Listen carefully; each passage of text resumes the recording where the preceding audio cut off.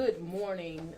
We are here today because of some events that have taken place over the last few days within our county. As many of you are aware, what the state considers to be an extremely dangerous gang member was given a bond. It is the position of the state that that individual should not have been given a bond based on his history, based on where he was within the process here in Fulton County. And so it is something that has upset my law enforcement partners and also me as the district attorney. The gentleman that we are talking about is Christian Eppinger. Mr. Eppinger has a long history of violence within our community. Back in May of 2016, May 11th of 2016, he was a juvenile. He was 16 years old. But unfortunately, at that time in his life, he chose to commit an armed robbery. The wisdom of the district attorney's office at that time and the Superior Court judge, and because of a very, very kind victim, he was given what I would call a second chance. He was only at that time sentenced to 10 years to serve 4 in custody. He in fact did serve all of those 4 years in custody, but then he was released on probation. When he got on probation, as many of you know from an earlier news story, he decided to commit other acts of violence. Those acts of violence, and let me be clear, he was released on May 10th of 2021 from that 2016 case. When he got out, though, he did not choose to do the right thing. He again became involved in gang activity, and he committed an act of violence on 10/12/21. At least those are our allegations and the charges of robbery and aggravated assault. He also, on January the 22nd of 2022, so of this year, completed a felony theft of a car. He then, on February the 7th, when the police were trying to arrest him for the acts that he committed while out on probation, he shot an officer, and he shot him 6 times. That was when they were trying to execute the warrant for the behavior that he did. The mayor and me have been really disgusted with this, as well as the chief of police, because while he was on probation, it is clear that he was not monitored, he did not report, and he was never revoked. And so our local law enforcement went to arrest him for that other crime that he committed. And that crime, as I said, was a robbery. That was on February the 7th, 2022, where he shot one of Atlanta's finest, an officer, and he shot him 6 times. He really attempted to assassinate him.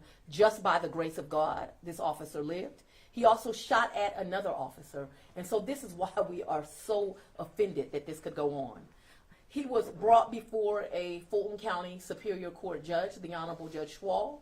Judge Schwall actually heard the revocation. He found that there were enough facts to revoke Mr. Eppinger's probation, and in fact had already done so. However, he set the sentencing date of that revocation off, and that in fact has been set till April the 27th, 2022. So 1 week from today, he was actually going to sentence him on his finding of being revoked. During that time, he is also waiting to be indicted in the other cases, and in fact it had been 71 days from his arrest until when the hearing is, and a judge here decided to grant him a bond over the opposition of the state, and that is why we are so offended. We do not believe, based on the fact that he had already been revoked on his probation, he had such crimes of violence already against him, that was an inappropriate act. I want to be very clear for the public, though. Mr. Eppinger is not getting out of jail. There is a hold on him from the Fulton County Jail as a result of that revocation, so he is not getting out of jail. We quite frankly believe that Judge Schwall, who is the judge hearing the revocation, is likely going to sentence this gentleman between 50 and 60 years in jail, which is the max that he can get because he took that plea under first offender. And it should be known to the public, his 90 days had not run, and so an indictment will be coming within those 90 days. All of those are facts that we are confident about, but we want the Atlanta Police Department and the public to know that we stand with them, that we are against acts of violence, and especially those that choose to be involved in a gang and commit acts of violence. This is not something that the state supports. It's not something we're going to stand for. Once the Deputy District Attorney, Ms. Convery, brought to my attention that at 5 o'clock the evening before that a bond had been set, we immediately went and filed an emergency motion to have that bond reconsidered, and in fact it is on a calendar tomorrow at 5 p.m. And so although he is going to court next week, we want to make sure that this gentleman does not get out of jail. In fact, we want to make sure that in my lifetime, he never sees society again. He has chosen to do this with his life, and now is the time for him to be held responsible. I'll let my police chief speak. Thank you, Madam DA. I want to thank you, the Mayor's Office, Fulton County Sheriff's Office, for being in alignment and having solidarity as it relates to the actions against Officer Rogers. But I want us to be clear that we're not standing here in solidarity just because this was action against a police officer. This was an action against our society as a whole. The officers represent the community. And when you strike out against the Atlanta Police Department or any law enforcement official who are standing in the gap, it's a strike against our whole society. This is a most atrocious act of violence against our people when one strike out at a police officer. What we saw, as the DA stated so clearly, is an attempt to assassinate one of our police officers. We must hold people truly accountable for their actions. Police officers are, and I am in agreement, that officers ought to be held to a higher standard. But what comes with that level of higher standards is the protection of the responsibility that they have to the community. And when one takes action against that trust, then the community must galvanize together to protect those responsibilities. And I think what we are seeing here from the DA's office, from the Mayor's office, from the Fulton County Sheriff's Office, and all of us that are standing here in solidarity shows that we will not tolerate that in the city, in the city of Atlanta, and in the county of Fulton. It cannot be tolerated. And so we find it quite appalling that the individual will receive this level of bond, but we appreciate the actions taken so swiftly by this DA's office to address the wrongs of this, what we find that happen in this judicial system. Thank you. Are there any questions? Ms. Lewis, I'm curious, why did the judge do this, knowing that prosecutors opposed it? What would the reasoning have been with 71 days when you have 90 days? I think that this is just a problem with our process at this point, and I am going to be meeting with our chief judge. One thing that happened in this case is the Superior Court judges have written a standing order which allows judges that are not elected by the people to set bonds. That's issue number one. And the process that I'm discussing is that those defendants come back before the judge approximately every 6 weeks.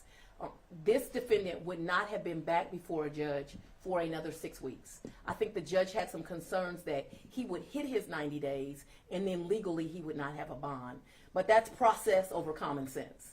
What should have happened is the case should have been set down for 19 days. If the state had failed to indict him, at that point the judge would have had to given him a bond by law. A bond should not have been set. This gentleman is just simply too dangerous.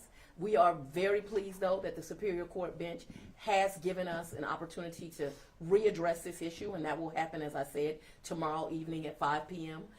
And what I believe will happen next week, Wednesday, is that this gentleman will be sentenced to over 50 years, and that you will also see an indictment for this crime against these officers long before 90 days hits. We need to refer to the video. Yes. We're going to have the police department would like you to see the video of when this officer was shot, and then we will continue with questions. Chief Hampton will walk us through. So again, what you'll see is, the subject being followed by Officer Rogers. Again, as Madam DA indicated that he was, go ahead. He was wanted. Officers were hot on his trail. And again, we just want to show the level of violence and the total disregard of life that this individual had on Officer Rogers, as well as investigator Will Johnson.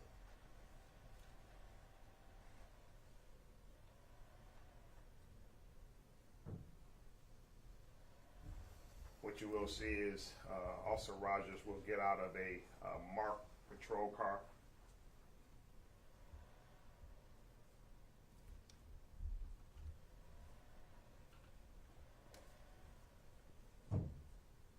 Right there, trying to take him into custody. There was a struggle, and it was at this time, with total disregard of 6 shots fired into Officer Rogers. And so again, this is why we are displeased with this decision. This video will be posted on the APD News website. Yes, sir. So DA Wilson, just 2 questions. One, just to be clear, you were mentioning in 2016, he had already had that first-time offender deal. So regardless, even though the judge had set a bond on some of those charges, he had no chance of getting out. Is that correct? So I want to make sure that we're clear. On the 2016 case that you're talking about, he has up to 60 years he's facing. He did about 4 years of that time. So that had already been revoked, meaning he violated his probation by committing other crimes. So on that, he is going to be sentenced. This bond was set on the new case. So the case where you just watched the video, as well as I mentioned the theft, that is where a bond was set. He will be back before the Superior Court judge who already revoked him but wanted to make sure that he got his sentencing numbers right on next Wednesday. So he is not getting out. How do you, I mean, it was just a couple weeks ago, we were all standing over at APD. You guys were talking excited about this new repeat offender program. It seems like you guys all communicated, but it didn't work out with the judge. I mean, how do you feel about this? The fact that you guys did your jobs, it sounds like, in your opinion, that the judge didn't do her job. Well, what I would say is this. The court has given us an immediate opportunity to address what we believe is a mistake that should not have happened. This defendant will not get out of bond, and we believe tomorrow that any bond that was set will likely be revoked.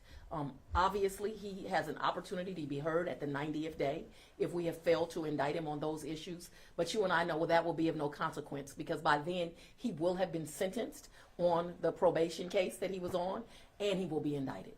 And I don't know if this is a better question for the sheriff or you, but you guys handed it this picture out, and it appears that this came from the suspect's Instagram. So I would imagine, I just want to get your reaction to what he posted, and then maybe for the sheriff, it appears, I guess he has a phone inside the jail, so just your reaction to it. So at this time, we can't state whether that was done inside the jail or someone is acting on his behalf with his Instagram account. But what it shows you is the flagrant kind of finger in your face to the judicial system, but not just to the judicial system, meaning the judges, the DA's office, the police, really to anyone who wants to live in a civilized society. And I hope that you read that and that you publish that, because he celebrates the fact that he was given a bond, even though he knows he is wanted right now for all of that violence, and not wanted as in the police didn't do their job and he was not caught, but he needs to get to his sentencing and final prosecution. Obviously, him, like anyone else, will have to prove those charges beyond a reasonable doubt, but we are confident that we will. Madam DA, at the meeting a few weeks ago, when we were talking about the repeat offender thing, you said almost as an offhand comment that a major